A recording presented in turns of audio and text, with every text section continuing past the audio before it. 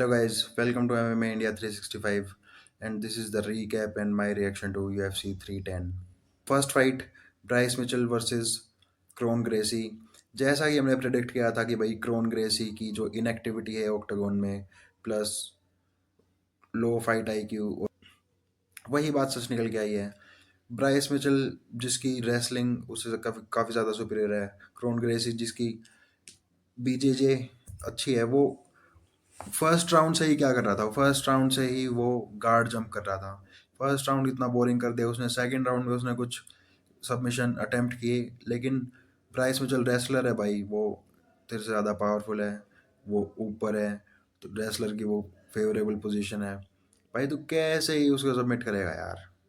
Striking में तो first second round में ही काफ़ी ज़्यादा इंप्रूवमेंट दिखा रखी थी उसने, और थर्ड राउंड में जो उसने फाइट आईक्यू दिखाते हुए जैसे ही क्रोन ग्रेसी गार्ड जंप करने लग गया, ब्राइस मिचेल ने अपनी एल्बो उसकी चिन के नीचे दबा दी और पूरे वेट के साथ उसको ऑक्टागोन पे उसका सिर मारा भाई। उसी टाइम पे हाफ नॉकआउट हो गया था। उसके बाद दो एल्बो और फिनिश फाइट। काफ़ी इंप्रेसिव विन थी ब्राइस मिचेल के लिए, और फ्यूचर तो भाई ब्राइस मिचेल का यही लगता है अब कि वो gatekeeper, as a gatekeeper featherweight division का काम करेगा, क्योंकि वो इतना एलिट है नहीं कि जो टॉप 5 बंदे हैं फेदरवेट में उनमें से किसी के साथ भी इतना ज़्यादा वो टफ कंपटीशन दे पाएगा। लेकिन he will be a good get keeper जो यूएफसी के लिए लॉन्ग टर्म तक फाइट कर सकता है, और जो भी न्यू टैलेंट होगा उनको चैलेंज कर सकता है, टेस्ट कर सकता है। मेरे ख्याल से यही फ्यूचर होगा। क्रोन ग्रेसी वो आज भी रिटायर हो सकता था, नहीं भी होता तो कोई भी उसको याद नहीं करता भाई, इतना इतना इनसिग्निफिकेंट है। ये फाइट मेरे को नहीं पता ये मेन कार्ड पे क्यों थी ये फाइट, मेरे को नहीं पता किसको पुश करना चाहते थे वो, क्योंकि क्रोन ग्रेसी 36 ईयर्स का है, लास्ट 5 साल में 2 फाइट यूएफसी में करी है जो दोनों आ रहा है वो, तो नेट डियर्स के क्रू में है। क्या उसको पुश करके अगर वो जीत भी जाता तो भाई पुश करके कहाँ तक ही क्या ही फ्यूचर होता। 36 का ऑलरेडी वो फेदरवेट डिवीजन में। दूसरा Bryce Mitchell, Bryce Mitchell win loose उसका ऐसे चलता रहता है भाई। ठीक है, कोई वो स्ट्राइकिंग उसकी इतनी एलीट नहीं है कि जो टॉप ऑफ द डिवीजन इतनी स्पीड इतनी ज़्यादा है, उनके पास पावर ज़्यादा है, किसी को भी कोई कंपटीशन दे पाए। तो मेरे ख्याल से मेरे ख्याल से ये एक ब्लंडर था इसको मेन कार्ड पे रखना। मेन कार्ड पे भाई एल्जो और मोसा रेवलो वाली फाइट होनी चाहिए थी, इससे ज़्यादा डिजर्विंग थे वो। या फिर आप Dominick Reyes versus Anthony Smith को भी मेन कार्ड पे रख देते। डोमिनिक रेज जिसके अब लगातार 2 नॉकआउट हो गए, वो डिजर्व करता था भाई मेन कार्ड पे होना। वो अकेला बंदा है जिसके ऊपर मोस्टली लोग जिसने भी फाइट देखी है वो बोलते हैं कि भाई जॉन को उसने हराया था। जॉन को भी पता उसने जॉन को हराया था। डेना ने ओपनली एक्सेप्ट कर रखा है पोस्ट फाइट प्रेशर में कि भाई he thought Dominick Reyes won first 3 rounds going into the fifth. तो वैसे वैसे लेजेंड्स को, एंथनी स्मिथ जिसका इतना ज़्यादा करियर लंबा है भाई इसमें यूएफसी में, ऐसे ऐसे फाइटर्स को, एल्जमेन स्टर्लिंग जो कि फॉर्मर चैंपियन है बैंटम वेट का, वो अप एंड कमिंग, वो भाई ये फाइट अगर वो जीतता, जो कि मोसा रेवलोव जीता है, अब वो नेक्स्ट इन लाइन है टाइटल के लिए। ठीक है, एल्जो जीतता तो वो नेक्स्ट इन लाइन होता। वो kind of he title eliminator था भाई वो भी। उसको मेन कार्ड पे रख देते यार। इसको मेन कार्ड पे रखने का सिग्निफिकेंस क्या था भाई, किसी को भी समझ में नहीं आ सकता है। बट किया तो किया यूएफसी ने, हम तो क्या ही कर सकते हैं भाई। थोड़ी इंटरेस्टिंग फाइट थी। जैसे फिनिश किया ब्राइस में, चल थोड़ा बेचारा वो मेंटली थोड़ा हिला हुआ बंदा है। ठीक है, तो उसके लिए ऐसे खुश है, हाँ भाई जीत गया तो जीत गया जीत गया। ठीक है, थोड़े फनी सा कंटेंट देता रहता है इंस्टाग्राम पे, और उसके अलावा इतनी उसकी भी कोई सिग्निफिकेंस नहीं है डिवीजन में। लॉन्ग टर्म के लिए गेट कीपर उसको रखेंगे तो रखेंगे, उससे ज़्यादा उसका कोई फ्यूचर है नहीं डिवीजन में। तो moving on to the next fight जो कि थी गान वर्सेस वोल्कोव, जिसके लिए काफ़ी ज़्यादा एक्साइटेड थे भाई सारे के सारे फैंस। इसमें सबको देख के ये लगा कि भाई वोल्कोव के साथ गलत हुआ है, रोबरी है रोबरी है। बट भाई रूल्स देखो, जब फाइट डिसीजन तक गई है, ठीक है, तो राउंड बाय राउंड स्कोरिंग होती है, ना कि पूरी की पूरी फाइट की एक स्कोरिंग होएगी। ठीक है, round bye round. First round unanimously गान जीता था, सारे बोल रहे थे कोई प्रॉब्लम नहीं थी। ठीक है, सेकंड राउंड काफ़ी ज़्यादा क्लोज था, ठीक है, उसमें आप किसी को भी दे सकते हो, गान को भी दे सकते हो, वोल्को को भी दे सकते हो, जो कि जजेस भी कंफ्यूज थे, और तीन में से दो जजेस ने गान को दी फाइट। ठीक है, थर्ड राउंड यूनानिमसली वोल्कोव जीता। लेकिन इशू क्या हुआ, इशू ये हुआ थर्ड राउंड वो इतना डोमिनेटली जीता, और लास्ट की 5 मिनट जब कोई बंदा डोमिनेट कर रहा है 15 में से, तो ज्यादातर लोगों के दिमाग में ही वो रह गया कि भाई वोल्कोव पूरी फाइट नहीं, पूरी फाइट डोमिनेट करी है उसने, सेकंड राउंड भी डोमिनेट उसने किया है, तो सारे के सारे उसको रोबरी बोल रहे हैं। रोबरी नहीं है यार, काफी क्लोज फाइट है, रोबरी नहीं है, स्टेट्स को भी देख लो भाई। ठीक है, तो ऐसे तो था नहीं कि भाई किसी स्पेसिफिक राउंड में वॉल्यूम ज्यादा हो, सारे राउंड में ऑलमोस्ट सेम साइज चल रहा था। तो स्टेट्स देखो भाई, टोटल स्ट्राइक्स में तो वोल को उससे काफी ज्यादा आगे दिख रहा है, लेकिन सिग्निफिकेंट स्ट्राइक्स जब देखते हैं तो उसमें एक्यूरेसी देखो ना गान की, टेक डाउन देखो वो भी ऑलमोस्ट बराबर है। थर्ड राउंड में ग्राउंड कंट्रोल टाइम इतना ज्यादा हो गया वोल्को का कि सबको लगने लग गया भाई ये तो इजीली जीत गया पूरी फाइट। और जब डिसीजन आया और गान जीत गया, तो सारे के सारे ये हो गए भाई रोबरी होगी, रोबरी होगी, क्योंकि लास्ट 5 मिनट में दिमाग में ये था कि भाई ये तो वोल्कोव ने डोमिनेट करी है फाइट। लेकिन ऐसा नहीं था भाई, काफ़ी ज़्यादा क्लोज फाइट थी, कोई भी जीत सकता था। Very happy for Volkov specially, कि इतने फैंस उसके इतने बढ़ गए इस फाइट से, कि उसके साथ एक गलत हुआ है, सिंपथी वाला जो फैक्टर उसको मिला है, उसके फैंस बढ़े हैं भाई। और गान के लिए भी बेटर है क्योंकि 2 विंस हो चुके हैं उसकी वोल्कोव के ऊपर, और नेक्स्ट अब वो चैंपियनशिप के लिए ही चैलेंज करेगा। लेकिन चैंपियनशिप पिक्चर अगर देखें वेट डिवीजन की, तो वो तो अभी जॉन वर्सेस टॉम होना है, वो नहीं पता कितने टाइम में होगा। उसके बाद एलेक्स किसको चैलेंज करेगा, ये वेट वो भी ट्रिपल चैंपियन बनना चाहता है भाई। ठीक है, उसके बाद इन दोनों में से किसी का कहीं नंबर आएगा। लेकिन जैसे पूरा ऐसे बन चुका है कि भाई वोल्को के साथ रोबरी है, रोबरी है, डेना ने भी उसको कंसोल किया फाइट के बाद, तो हो सकता है कि भाई वोल्को का फ्यूचर काफ़ी ब्राइट है, जो कि वो डिजर्व भी करता है। इस एज में 36 की एज में 40, अभी 49 प्रोफेशनल फाइट्स होने के बाद, इतना लंबा करियर होने के बाद, उस बंदे ने एवोल्यूशन दिखाई है भाई अपने गेम में। ठीक है, लास्ट फाइट जो उसकी पेवलोविच के साथ थी, उसमें उसने डिस्टेंस फाइट, जो डिस्टेंस मेंटेन करके फाइट की थी उसके साथ, वो जो पेवलोविच भाई डरते थे उससे सारे, इतना ज़्यादा, इतने डरते थे उससे कि वन पंच नॉकआउट करता था वो। ठीक है, उसका एवरेज टाइम 30 सेकंड 1 मिनट इतना कम था फाइट में। ठीक है, लेकिन उसके साथ 5 राउंड लेके जाना फाइट को, और यूनानिमसली जीतना 50-45, 50-45, 50-44 से, कितना ज़्यादा डोमिनेंट था वो। साथ में रेसलिंग में इम्प्रूवमेंट दिखाना, गान को रेसलिंग में इतना डोमिनेट किया इसने भाई इस फाइट में, काफ़ी ज़्यादा बढ़िया लगता है भाई। इस एज में इस बंदे ने इतना इम्प्रूवमेंट करी है। गान के लिए इससे सीखने का क्या होगा कि भाई रेसलिंग के ऊपर और काम करना पड़ेगा। ठीक है, जो 2 फाइट आ रहा है वो रेसलिंग की वजह से आ रहा है। जो तीसरी में अभी डिबेट हो गई है कि भाई सारे लोग बोल रहे हैं वोल्कोव जीता, वोल्कोव जीता है, तो उसमें भी रेसलिंग की वजह से वो हुआ था थर्ड राउंड में। अगर आगे जाके भाई तेरे को चैंपियन बनना है, तो जॉन या फिर टॉम एस्पिनल से कम्पीट करना पड़ेगा। उन दोनों की तो रेसलिंग है ज़बरदस्त, तो ऐसे तो बात नहीं बनेगी भाई। तो भाई अब बात करते हैं थर्ड फाइट के बारे में, जो कि थी शौकत वर्सेस इयन गैरी। जिसमें सारे बोल रहे थे शौकत तो इयन गैरी को ख़त्म कर देगा, भाई कोई चांस ही नहीं है इयन गैरी के पास, ये और वो और घंटा। ठीक है भाई, शौकत रखमनोव को ये दिखा दिया इयन गैरी ने कि शौकत रखमनोव इतना कोई बूगीमैन जो बोलते रहते हैं वो फाइटर नहीं है। ठीक है, ना तो वो स्ट्राइकिंग में एलीट, और ना वो ग्रैपलिंग में एलीट। ठीक है, वो better than average type of fighter है जिसको सारी चीज़ें आती हैं, और वो उनको मिक्सअप करता रहता है जो उसके ओपोनेंट की कमी होती है उसके हिसाब से। ठीक है, ये सेम चीज़ तो जॉन भी करता है, लेकिन जॉन का फाइट IQ शौकत से बहुत ज़्यादा है, और जो उसकी स्पेसिफिक स्किल्स में जो लेवल है उसका, वो शौकत रखमनोव से बहुत ज़्यादा आगे है। अब सारे स्किल सेट को यूज़ करने वाला फाइटर तो जॉन भी है, लेकिन जॉन ऐसा नहीं है कि भाई तेरे को स्ट्राइकिंग नहीं आती तो मैं तेरे साथ सिर्फ स्ट्राइकिंग ही करूंगा, तेरे को रेसलिंग नहीं आती तो मैं तेरे साथ सिर्फ रेसलिंग ही करूंगा। चेल सोनेन के साथ उसने क्या किया था भाई, एंडरसन सिल्वा को 5 राउंड तक 25 मिनट तक रेसलिंग के साथ रहा था चेल सोनेन ने।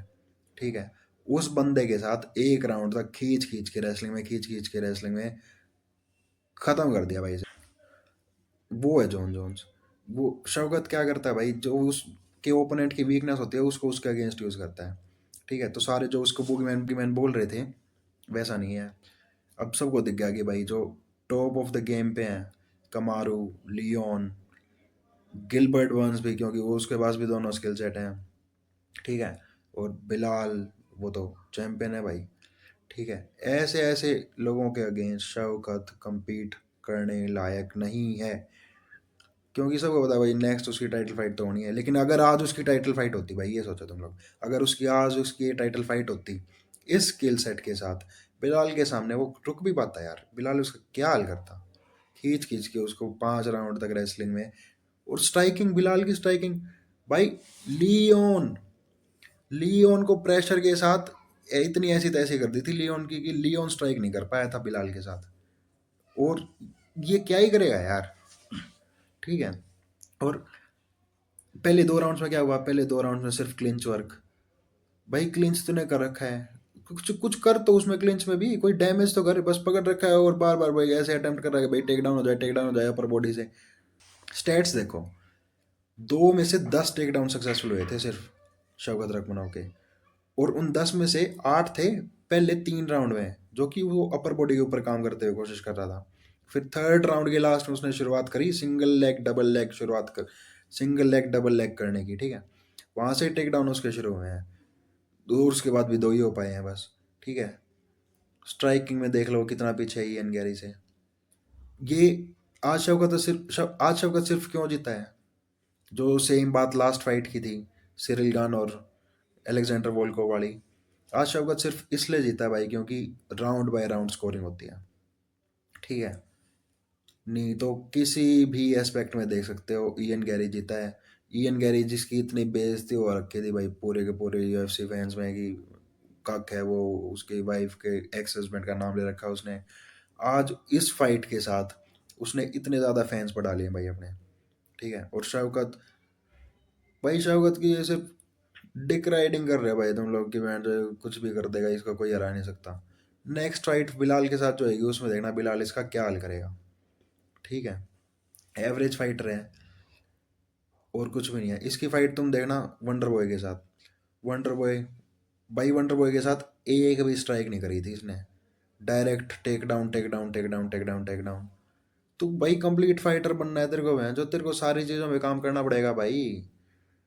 और आस्ट्रो 3 है भाई देखो, अगर लोरा शैंको की वो वीडियो वायरल ना होती जिसमें वो बोलती है शौकत रखमानव that man gives me butterflies, that man gives me chills, अगर वो वीडियो उसकी वायरल ना होती ना भाई, तो शौकत मेरे ख्याल से इतना फेमस भी नहीं होता, ठीक है। इसको क्रेडिट लोरा शैंको को भी देना चाहिए कि उसकी वजह से इतने ज़्यादा लोग इसको जानते हैं, ठीक है। ऊपर से मिस्टीरियस सा हो रहा, जो ये बोलता बोलता नहीं है, ठीक है, दूसरी लैंग्वेज में बात करता है, कम बोलता है, ये सारी चीज़ें थोड़ा मिस्टीरियस सा बनाती हैं इसको, मिस्टीरियस सा कैरेक्टर, जो कैप पहनता है।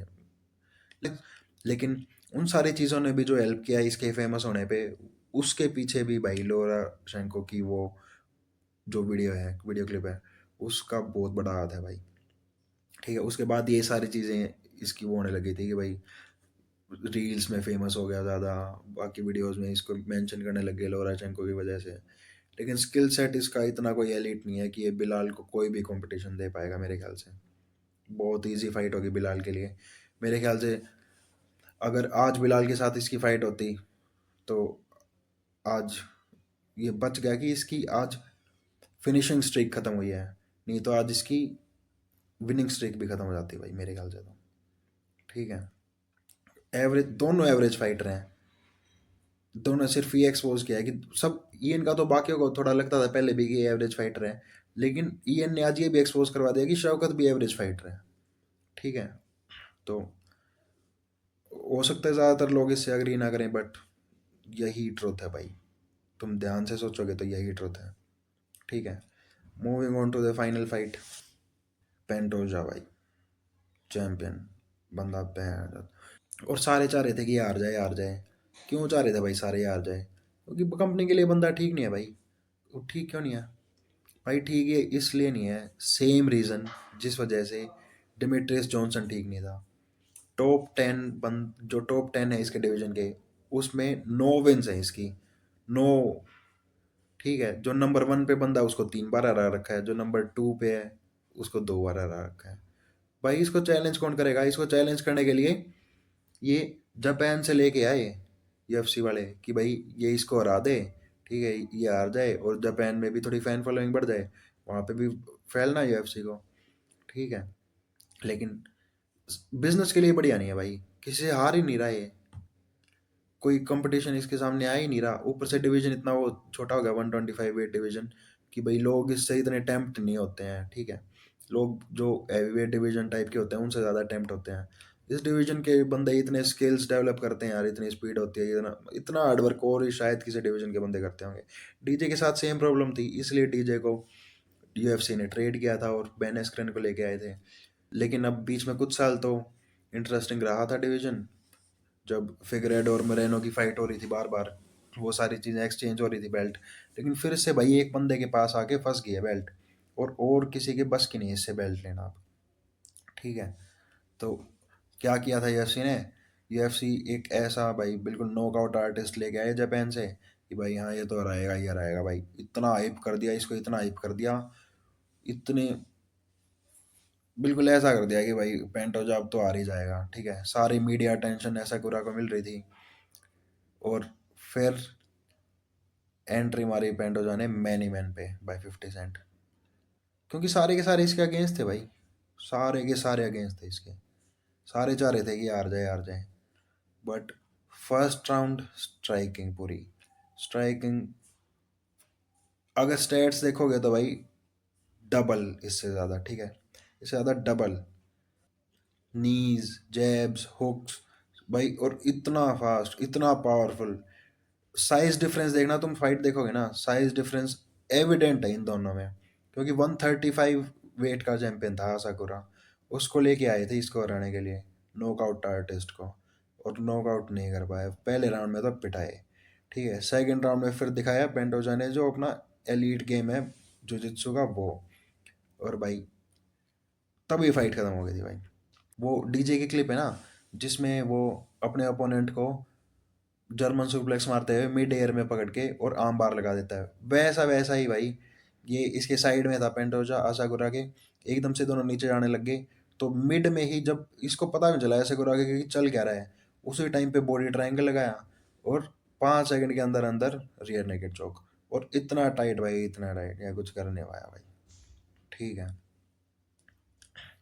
तो